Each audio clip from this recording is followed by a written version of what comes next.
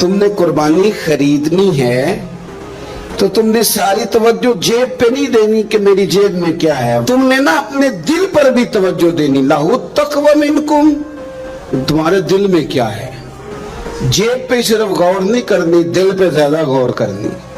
ये जानवर खरीदते वक्त तुम्हारे बातन में क्या था, तुम्हारे दिल में। तफाखुर भी थोड़ा सा बढ़ गया है।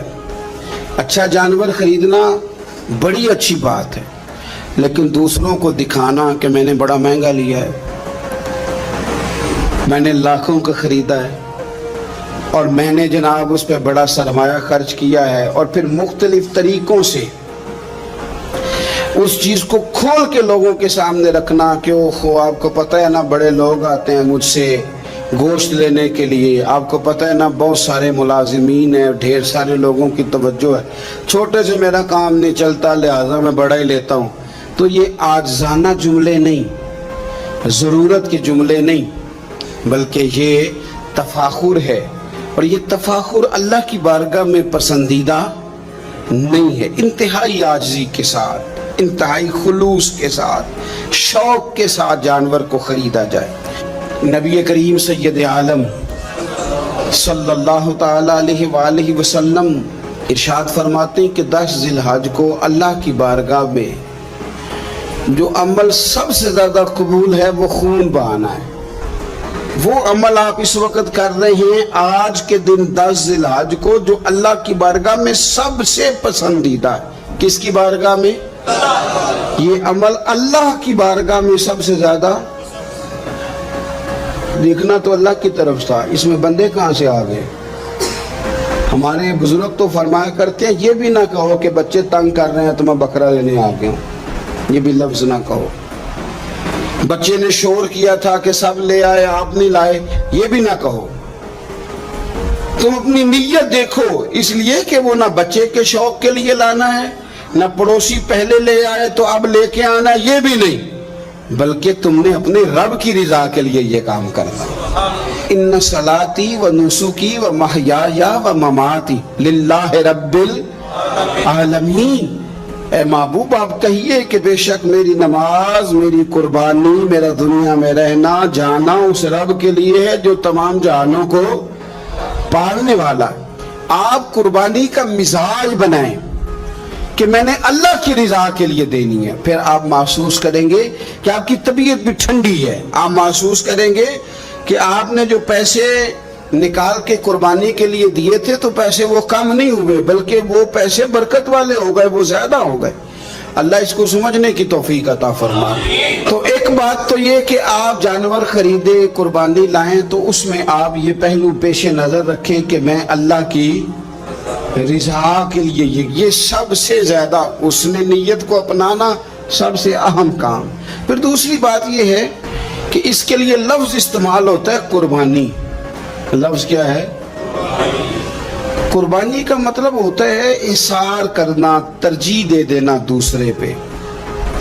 नहीं, अपने आप से दूसरे को तरजीह देना, कोई चीज किसी के लिए कुर्बान करना, अल्लाह की रिजा के लिए कुछ कुर्बान करना।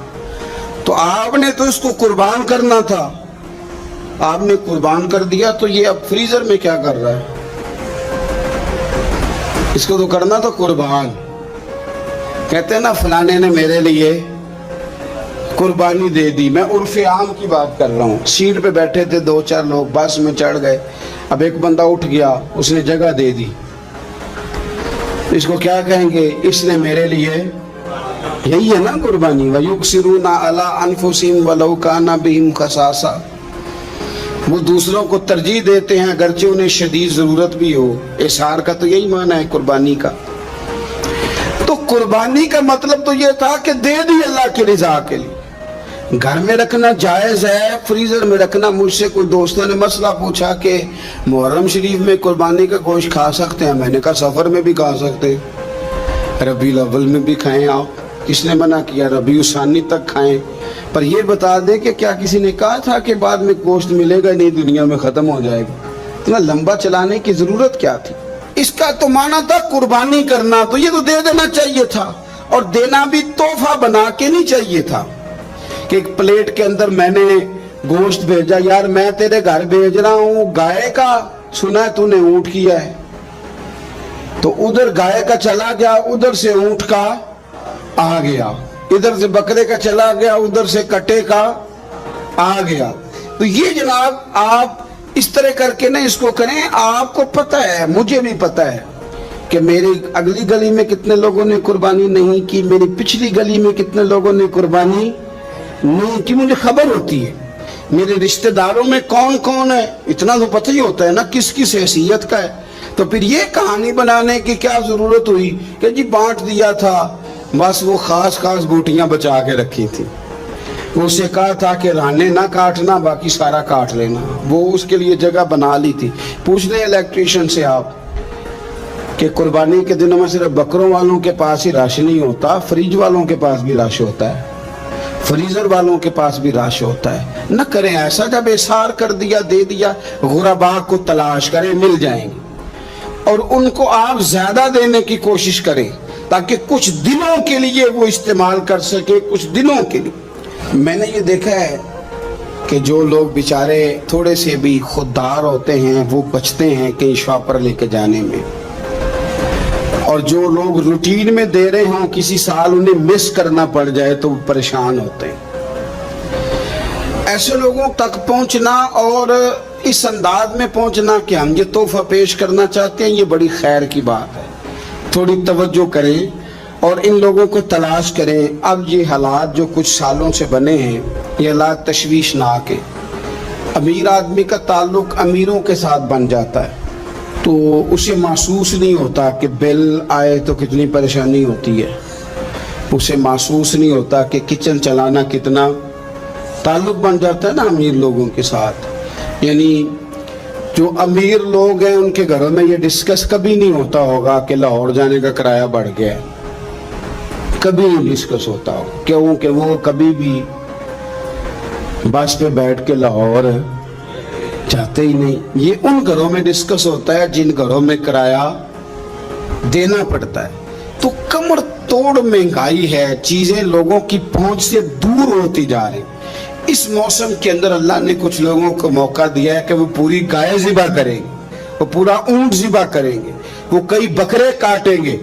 तो भाई आप तो खाते रहते हैं, अब उधर सफर करें जिन लोगों के पास ये सारा साल चीजें इस वाफर अंदाज में मुयसर नहीं होती, उनके यहाँ आप जाएं, आप वहाँ इन चीज़ों को बांटें और थोड़े शौक के साथ बांटें।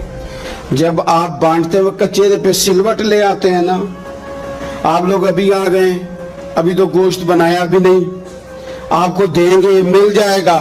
आपकी जो चेहरे की सिलवटें हैं, लफ्जों का तुर्श होना है, वो कई दफा वो मजा खराब कर देता है। मजे को खराब ना करें, आप चले जाए। कोई जरूरी नहीं है कि आप लोगों की गर्दनें झुका के खुश हों। ये कोई काम नहीं है कि कोई आपके सामने झोली फैलाए तो आप कहें मैं बहुत बड़ा आदमी हूँ। ये कमाल है। ये आप किस चक्कर में पड़ गए? ये अल्लाह की मखलूक है। हमारे देने से क्या लोग रोज रोटी खाते हैं, मेरा रब ही अता करता है तो मखलूक पेट भर के खाती है। तो अगर आज अल्लाह ने हमें जरिया बना दिया है तो हमें फिर ये रवैया इख्तियार, कुर्बानी है क्या? सहाबा ने पूछ लिया, मा हाज़िहिल अज़हिया, हुजूर कुर्बानी क्या है बताइए। तो अब कुर्बानी का एक सादा मफहूम है कि मखसूस जानवर मखसूस वक्त में अल्लाह के कुर्ब की नीयत से ज़िबा करना कुर्बानी है। और उसमें बता दिया गया कि गाय भैंस और भेड़ बकरी और ऊंट, और उसमें सारी अक़साम शामिल है, नर भी मादा भी खसी भी गैर खसी भी, सारा कुछ शामिल है। ये भी एक जुमला था, बता दिया जाता। पूछा या रसूलल्लाह कुर्बानी क्या है? पता है हुजूर ने फलसफा क्या बयान किया? फरमाया सुन्नती अबीकुम इब्राहीम, ये तुम्हारे बाप जनाबे इब्राहीम का तरीका है। कुर्बानी जनाबे इब्राहीम का ये हुजूर ने बयान किया। तो सहाबा ने अर्ज़ की हुजूर तरीका है हजरत इब्राहीम का, तो हमें क्या मिलेगा? फरमाया हर बाल के बदले अल्लाह नेकी अता फरमाएगा, जानवर के बदले नहीं, जानवर के हर। तो हजरत इब्राहीम ने कुर्बानी कैसे की? कुरान मजीद है और सूरह साफात है। حضرت ابراہیم کی قربانی بھی قرآن نے بیان کی۔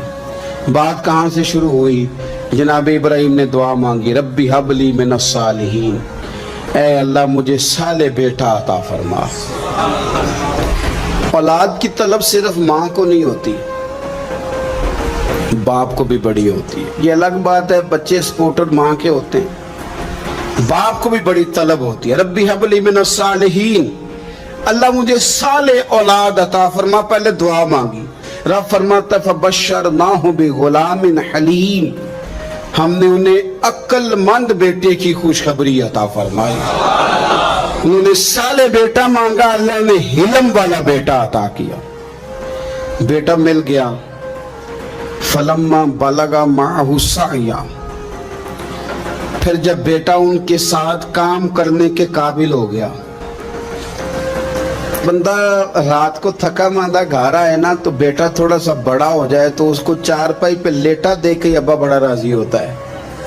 چلے زیادہ شاعروں نے شان اماں کی لکھی ہیں، اس میں شک کوئی نہیں، انہوں نے نہیں ابا کی طرف توجہ دی، ان کی مرضی ہے، تو زیادہ باتیں اماں کے حق میں ہوئی، پر باپ اور بیٹے کا پیار، بیٹے اور باپ کا پیار، اگر یہ آیتیں قرآن پاک کی کبھی سمجھ میں آ جائیں تو شاید عشق کی ساری داستانیں ختم ہو جائیں۔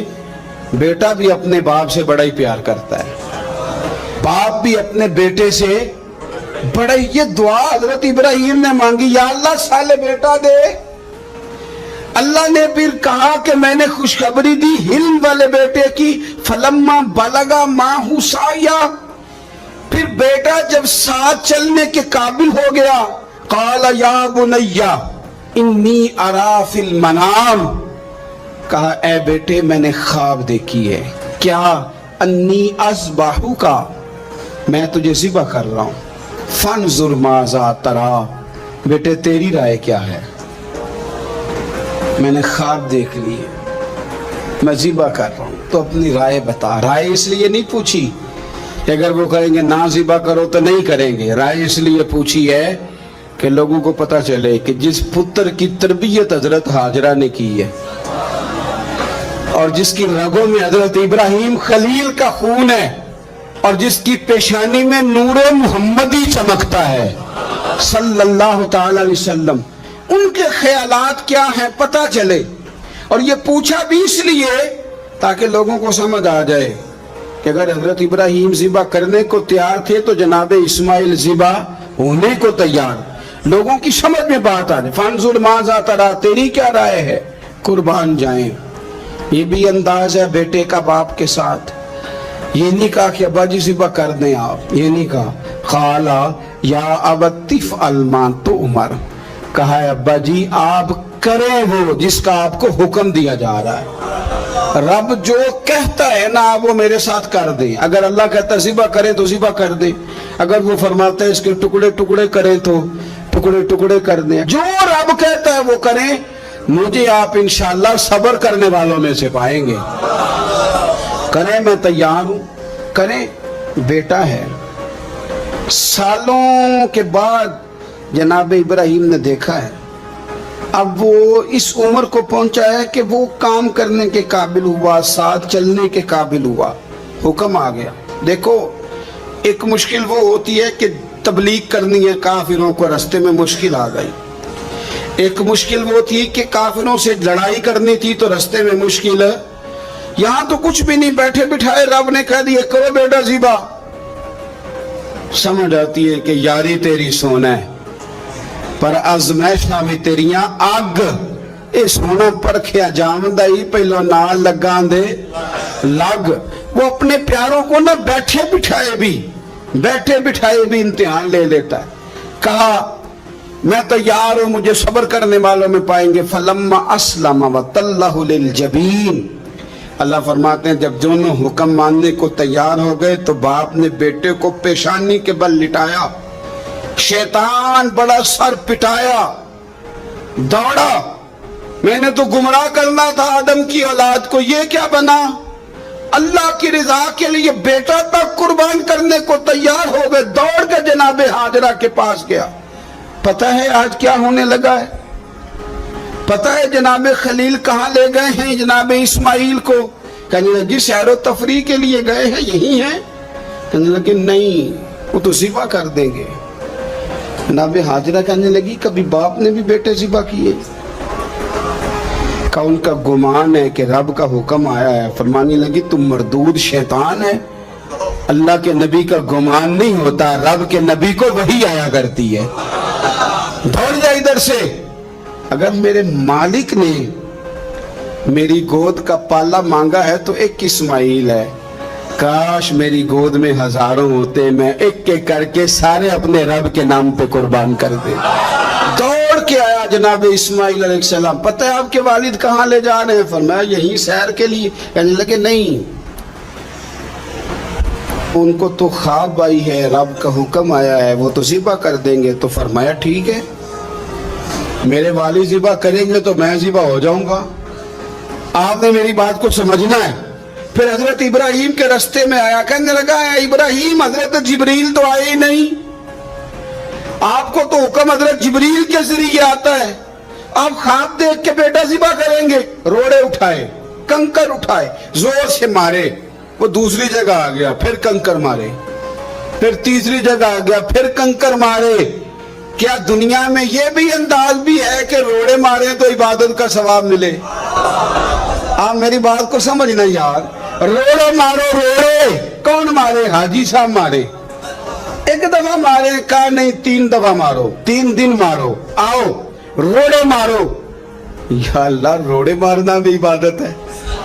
پتھر مارے، کنکر مارے، فرمایا مارو نا، تمہیں پتہ نہیں نا کہ وہ ذائقہ کتنا ہے جب میرے خلیل نے میری خاطر روڑے مارے تھے، میری خاطر روڑے مارنا بھی عبادت قرار دے دیا۔ صحابہ نے پوچھا یا رسول اللہ، یہ جو ہم کنکر مارتے ہیں جمرات کو، اس کا بھی ثواب ہے؟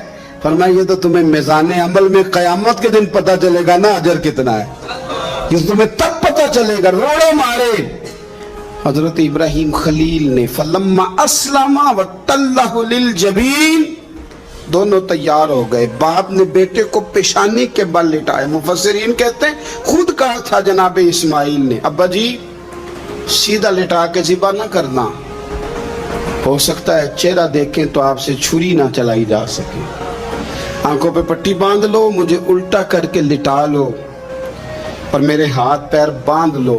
بیٹے وہ کیوں؟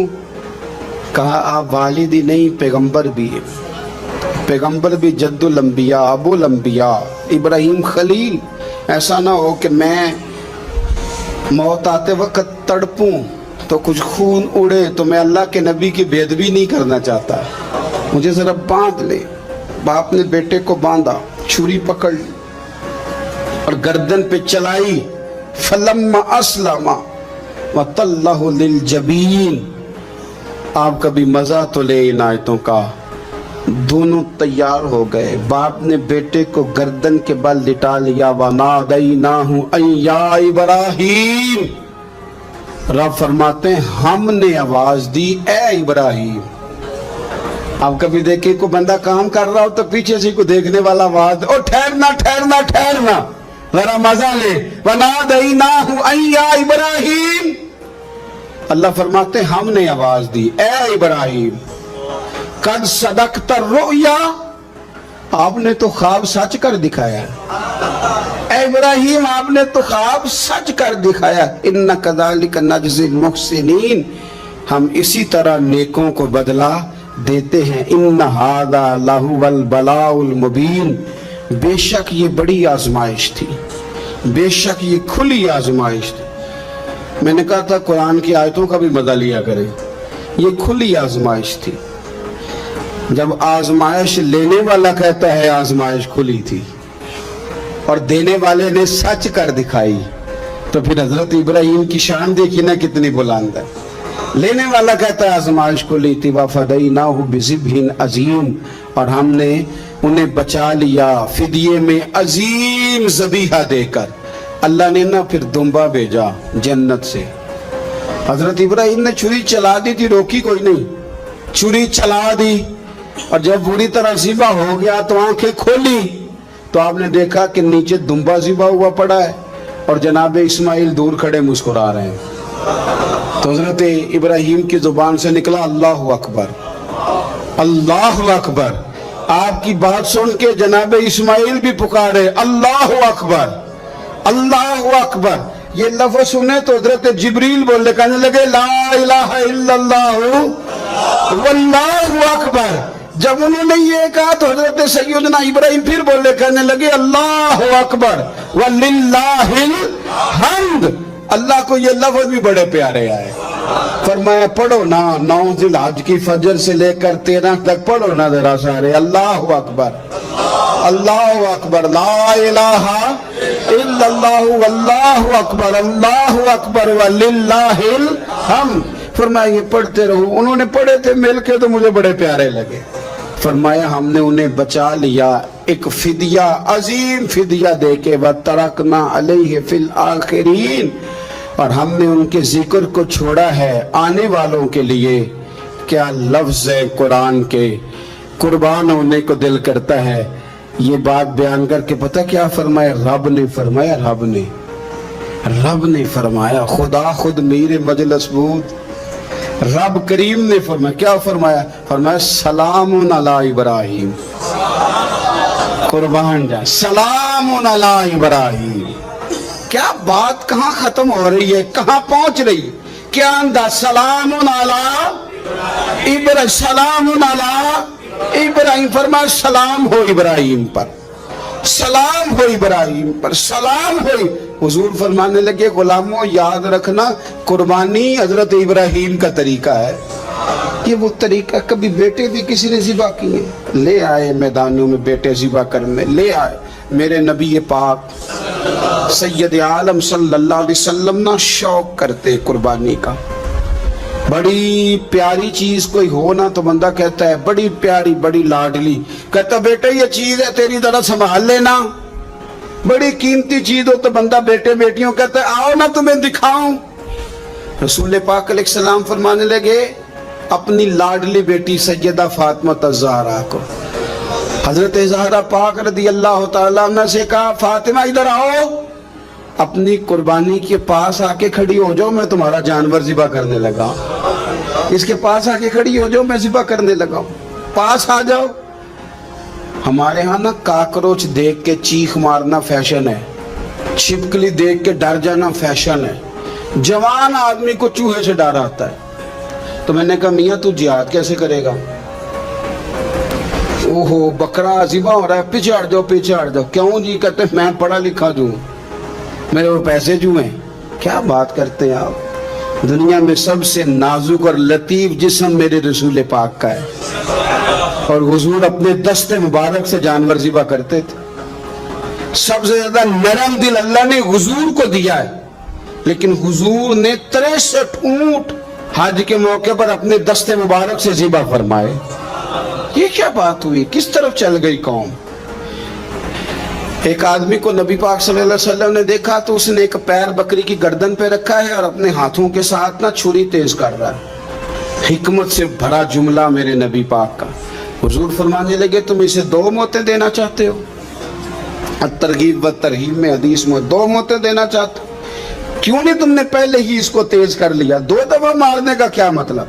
اچھی طرح سے آپ جانور کو خریدیں اچھی نیت سے لے کے اچھی طرح ذبح کریں اور خود آپ پارٹیسپیٹ کریں. جب یہ کام ہو رہا ہو آگے بڑھیں صحیح کر کے ذبح کریں اور پھر اس کو اچھے طریقے سے تقسیم کریں.